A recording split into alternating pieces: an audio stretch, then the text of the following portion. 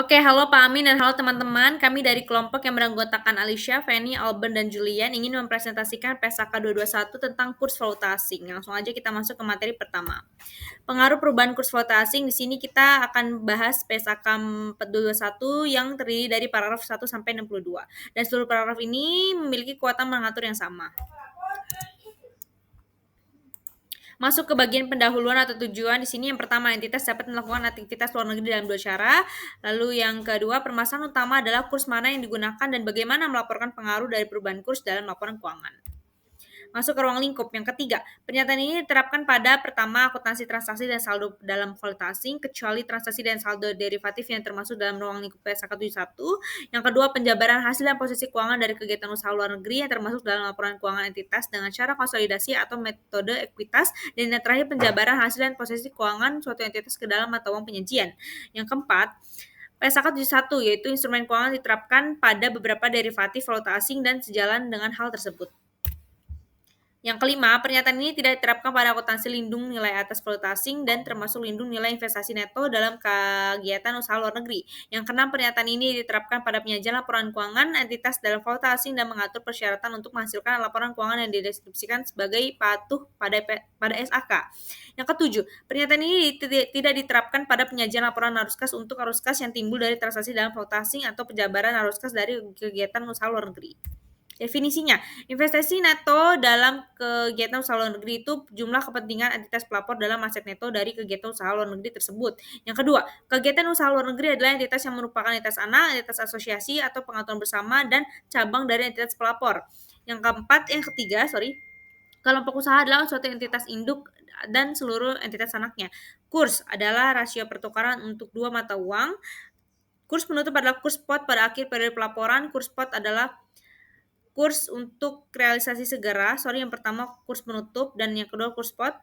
Mata uang fungsional adalah mata uang pada lingkungan ekonomi utama di mana entitas beroperasi. Mata uang penyajian adalah mata uang yang digunakan dalam penyajian laporan keuangan. Nilai wajar adalah harga yang akan diterima untuk menjual suatu aset atau harga yang akan dibayar untuk mengalihkan suatu liabilitas dalam transaksi teratur antara perilaku pasar pada tanggal pengukuran.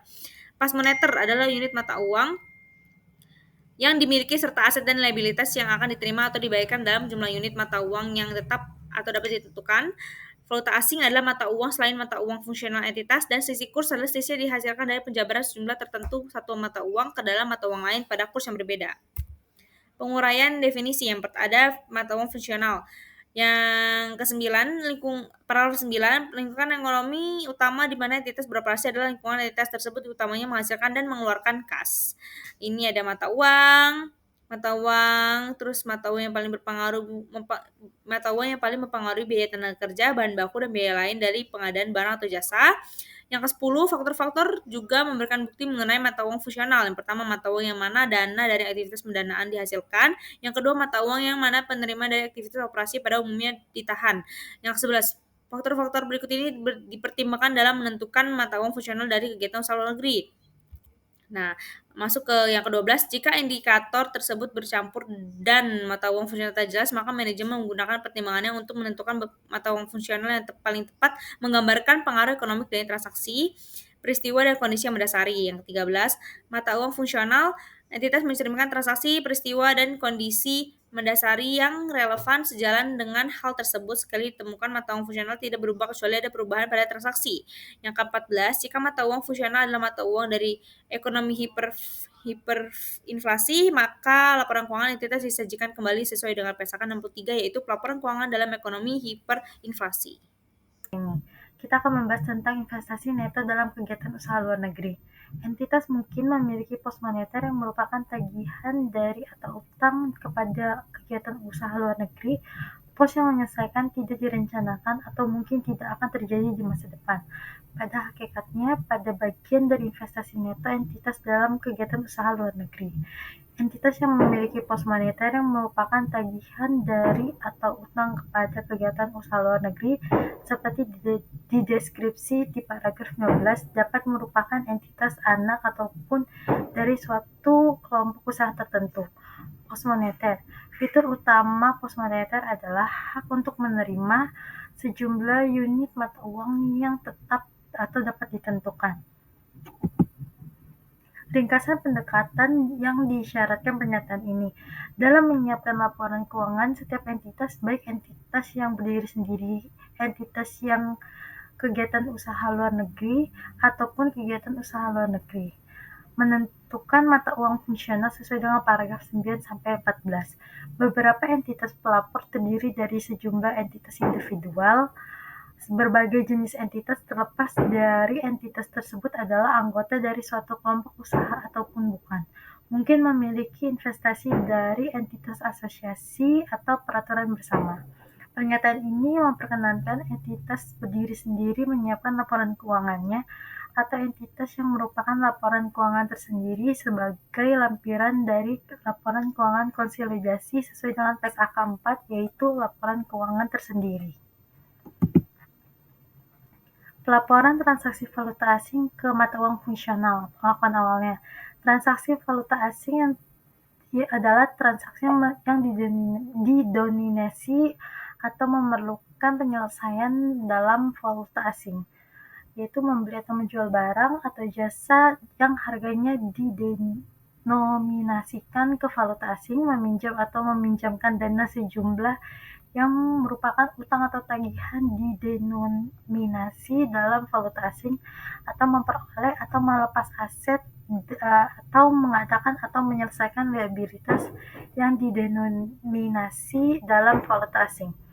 Pada pengakuan awal, transaksi valuta asing dicatat dalam mata uang fungsional.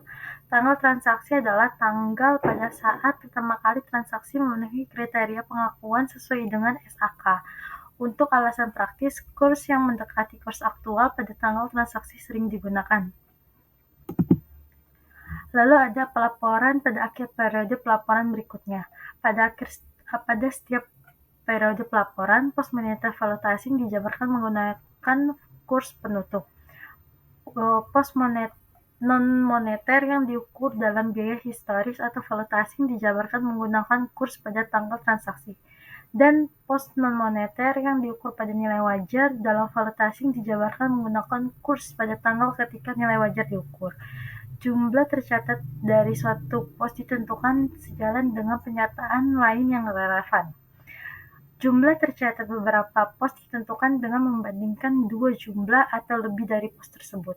Sebagai contoh, jumlah tercatat persediaan adalah nilai yang lebih rendah di antara biaya perolehan dan nilai realisasi neto sesuai dengan PSAK 14, yaitu persediaan. Pelaporan transaksi valuta asing ke dalam mata uang fungsional.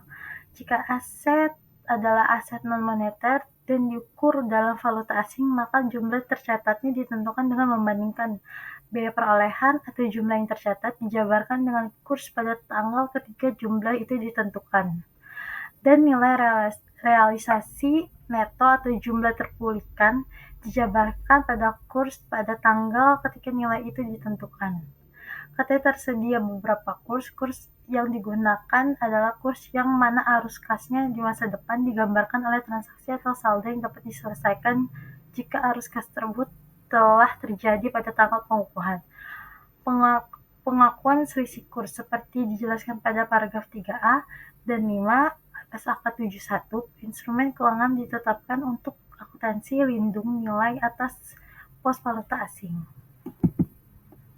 Selisih kurs yang timbul pada penyelesaian pos moneter atau pada proses penjabaran pos moneter pada kurs yang berbeda dari kurs yang pada saat pos moneter tersebut dijabarkan. Jika pos moneter timbul dari transaksi valuta asing dan terdapat perubahan dalam kurs antara tanggal transaksi dan tanggal penyelesaian, maka mengakibatkan timbul selisih kurs.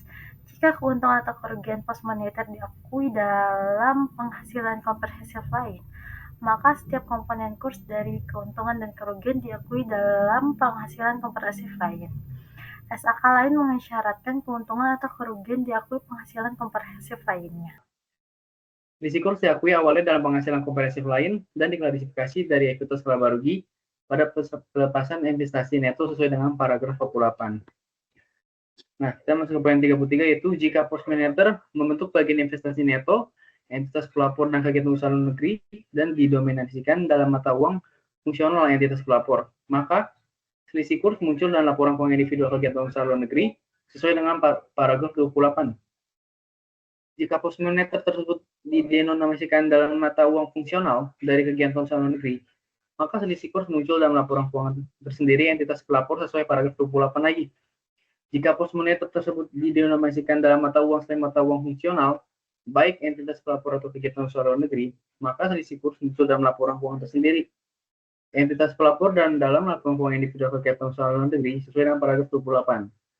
Selisih kurs tersebut dapat diakui dalam penghasil komprehensif lain dalam laporan keuangan yang mencakup kegiatan usaha luar negeri dan entitas pelapor, yaitu laporan keuangan yang mana kegiatan usaha luar negeri dikonsolidasi atau dicatat menggunakan metode akuisisi. Nah, lalu kita masuk ke poin 34, yaitu jika entitas melaksanakan pembukuan dan pencatatan dalam mata uang selain mata uang fungsionalnya, maka pada waktu entitas menyiapkan laporan keuangan, seluruh jumlah dijabarkan dalam mata uang fungsional sesuai dengan paragraf 20-26. Hal ini menghasilkan jumlah yang sama dalam mata uang fungsionalnya. Seperti yang seharusnya sudah terjadi, seandainya pos tersebut telah dicatat awalnya dalam mata uang fungsional. Sebagai contoh, pos moneter dijabarkan dalam mata uang fungsional menggunakan kurs penutup, dan pos non moneter yang diukur berdasarkan biaya histori dijabarkan menggunakan kurs pada tanggal transaksi saat diakuinya pos tersebut. Kita masuk ke subbab perubahan dalam mata uang fungsional, yaitu poin 35. Ketika terdapat perubahan dalam mata uang fungsional, entitas menerapkan prosedur penjabaran untuk mata uang fungsional yang baru secara prospektif sejak tanggal perubahan itu. Poin 36, seperti yang dinyatakan di paragraf 13, mata uang fungsional dari entitas mencerminkan transaksi, peristiwa, dan kondisi mendasari yang relevan terhadap entitas. Sejalan dengan tersebut, sekali ditentukan, mata uang fungsional dapat berubah hanya jika terdapat perubahan pada transaksi, peristiwa, dan kondisi mendasari tersebut. Sebagai contoh, perubahan dalam mata uang yang paling mempengaruhi harga jual barang dan jasa dapat mengakibatkan perubahan dalam mata uang fungsionalnya. Lalu poin 37, dampak perubahan mata uang fungsional diperlakukan secara prospektif. Dengan kata lain, entitas menjabarkan seluruh pos ke dalam mata uang fungsional yang baru menggunakan kurs pada tanggal perubahan itu juga. Hasil dari jumlah uang dijabarkan untuk pos non moneter dianggap sebagai biaya historisnya. Selisih kurs yang timbul dari penjabaran kegiatan usaha luar negeri yang diakui sebelumnya dalam penghasilan komprehensif lain sesuai dengan paragraf 32 dan 39C tidak direklasifikasi dari ekuitas ke laba rugi sampai dengan pelepasan kegiatan usaha tersebut. Lalu kita masuk ke subbab penggunaan mata uang penyajian selain mata uang fungsional, yaitu dalam penjabaran dan mata uang penyajiannya. Atau juga poin 38. Pada umumnya, mata uang penyajian di Indonesia adalah rupiah. Entitas dapat menyajikan laporan keuangan dalam mata uang atau beberapa mata uang. Selain mata uang fungsional, jika mata uang penyajian berbeda dengan mata uang fungsional entitas, maka entitas menjabarkan hasil dan posisi keuangannya ke dalam mata uang penyajian. Nah, sebagai contoh, jika suatu kelompok usaha berisi entitas individual dengan mata uang fungsional berbeda, maka hasil dan posisi keuangan setiap entitas dinyatakan dalam suatu mata uang bersama sehingga laporan keuangan dapat dikonsolidasi dan disajikan. Lalu poin 39, di sini ada poin ABC. Hasil dan posisi keuangan entitas yang mata uang fungsionalnya bukan uang dari suatu ekonomi hiperinflasi dijabarkan ke dalam mata uang penyajian berbeda dengan menggunakan prosedur sebagai berikut. A. Aset dan liabilitas untuk setiap posisi laporan keuangan yang disajikan yaitu termasuk komparatif dijabarkan menggunakan kurs menutup pada tanggal laporan posisi keuangan tersebut. B. Penghasilan dan beban untuk setiap laporan rugi dan penghasilan komprehensif lainnya itu termasuk komparatif dijabarkan menggunakan kurs pada tanggal transaksi. Seluruh selisih kurs yang dihasilkan diakui dalam penghasilan komprehensif lain. Nah, lalu ada poin 40 untuk alasan praktis. Kurs yang mendekati kurs pada tanggal transaksi, sebagai contoh, kurs rata-rata untuk periode itu sering digunakan untuk menjabarkan pos-pos penghasilan dan beban. Akan tetapi, jika kurs berfluktuasi secara signifikan, maka tidak tepat menggunakan kurs rata-rata untuk satu periode. Lalu ada poin 41, sini ada 2 poin. Sisi kurs yang mengacu paragraf 39 ayat C dihasilkan dari A. Penjabaran penghasilan dan beban dengan kurs pada tanggal transaksi serta aset dan liabilitas pada kurs penutup. B. Penjabaran saldo awal neto dengan kurs penutup yang berbeda dari kurs penutup sebelumnya. Selisih kurs ini tidak diakui dalam laba rugi karena perubahan kurs memiliki sedikit atau tidak memiliki pengaruh langsung terhadap arus kas sekarangnya dan masa depan kegiatan dari usaha luar negeri. jumlah kumulatif dari selisih kurs disajikan dalam komponen ekuitas terpisah sampai pelepasan kegiatan usaha luar negeri itu. Jika selisih kurs terkait dengan kegiatan usaha luar negeri dikonsolidasikan, tetapi tidak sepenuhnya dimiliki, maka akumulasi selisih kurs yang timbul dari penjabaran dan dapat didistribusikan pada kepentingan non pengendali dialokasikan pada dan diakui sebagai bagian dari kepentingan non pengendali dalam laporan posisi keuangan yang dikonsolidasikan. Lalu ada ketiga, ketika mata uang fungsional entitas adalah mata uang ekonomi hiperinflasi, maka entitas menyajikan kembali laporan keuangannya sesuai dengan PSAK 63, yaitu pelaporan keuangan dalam ekonomi hiperinflasi sebelum menerapkan metode penjabaran yang dijelaskan di paragraf 42. Kecuali untuk jumlah komparatif yang dijabarkan ke dalam mata uang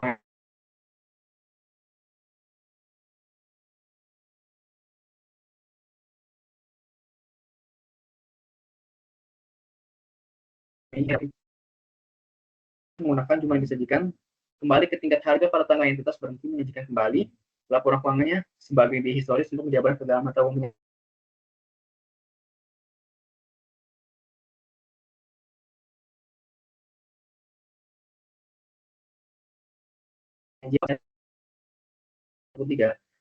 diterapkan ketika hasil dan posisi keuangan kegiatan usaha negeri dijabarkan ke dalam mata uang penyajian, sehingga kegiatan usaha negeri ini dapat digabungkan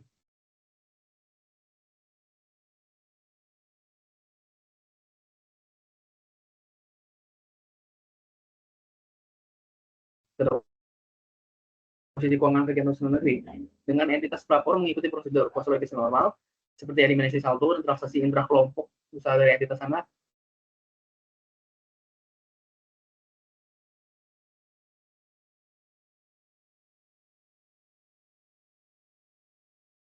kita juga eliminasi dengan liabilitas atau aset intra kelompok usaha tanpa menunjukkan hasil fluktuasi mata uang dalam laporan keuangan konsolidasi. Hal ini karena pos moneter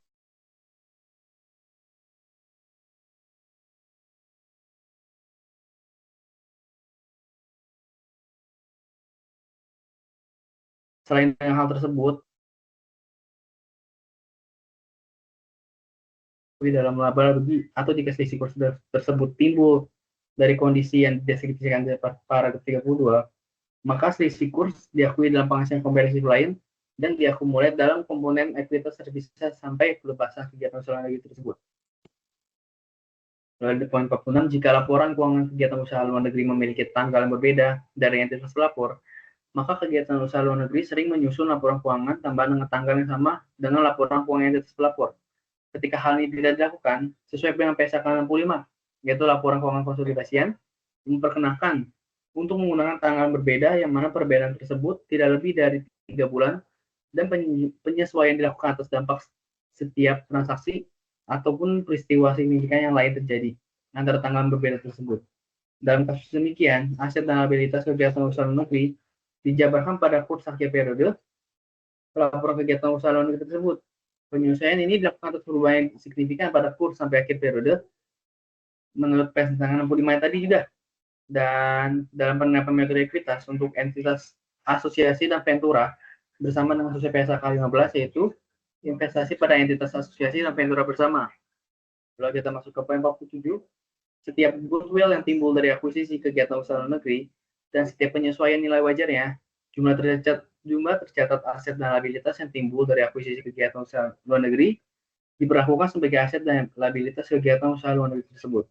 Dengan demikian, aset dan liabilitas tersebut dinyatakan dalam mata uang fungsional kegiatan usaha luar negeri dijabarkan dengan menggunakan kurs penutup sesuai dengan paragraf 39 dan 42.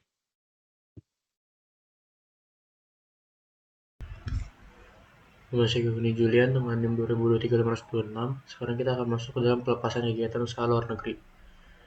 Paragraf ke-48 membahas jika kegiatan usaha luar negeri dilepas, maka seluruh jumlah kumulatif selisih kurs yang sebelumnya diakui dalam penghasilan komprehensif lain dan tercatat dalam komponen ekuitas harus direklasifikasi ke laba rugi saat pelepasan terjadi. 48A. Pelepasan sebagian yang dianggap sebagai pelepasan mencakup kehilangan pengendalian atas entitas anak luar negeri meskipun masih memiliki kepentingan non-pengendali dan pelepasan sebagian yang mengubah entitas asosiasi atau pengaturan bersama menjadi aset keuangan. 48B. Jika entitas anak luar negeri dilepas seluruhnya, bagian selisih kurs yang sebelumnya dialokasikan ke kepentingan non-pengendali tidak direklasifikasi ke laba rugi, tapi dihentikan pengakuannya. 48C. Dalam pelepasan sebagian entitas anak luar negeri, selisih kurs dibagi proporsional. Bagian yang mewakili kepentingan non-pengendali tetap di ekuitas, sedangkan sisanya direklasifikasi ke laba rugi. 48D. Setiap pengurangan kepemilikan yang tidak memenuhi kriteria di 48A bukan merupakan pelepasan, sehingga tidak ada reklasifikasi selisih kurs. 49. Bentuk pelepasan, yang mana pelepasan dapat berupa penjualan, likuidasi, pengembalian modal saham, atau meninggalkan kegiatan usaha luar negeri, serta penurunan nilai atau kerugian usaha tidak dianggap pelepasan, sehingga selisih kurs tidak direklasifikasi ke laba rugi. Pengaruh pajak.